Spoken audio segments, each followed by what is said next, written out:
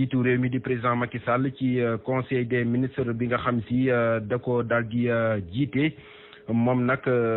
xamle na ca jàmm joo xam si kon bëgg na ko ca diwaanu Casamance rafetlu itam li nga xam si kon moo fa daal di mujj am népp xaatimub déggoo jëm ci jàmm ci nguur gi ak faction bu jàkkaay loolee kon mu daal di koy wax ci conseil des ministres ni tey jii tamit la gën a dogu ngir jàmm daal di am foofee waaye itam wax ci jàmmi réew mi mu ni njiitu xalifa général des mourides yónnee na ko ab délégation ni ki démb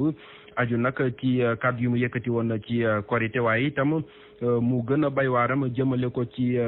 jàmmi réew mi njiitu réew mi di président Macky Sall ci conseil des ministres bi nga xam si da ko daal di jiite moom nag xamle na ca jàmm joo xam si kon bëgg na ko ca diwaanu Casamance rafetlu itam li nga xam si kon moo fa daal di mujj am népp xaatimub déggoo jëm ci jàmm ci nguur gi ak faction bu jàkkaay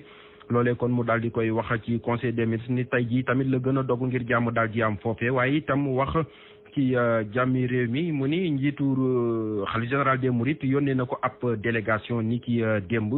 aju nag ci kàddu yu mu yëkkati woon ci korité waaye itam mu gën a bay waaram jëmale ko ci jàmmi réew mi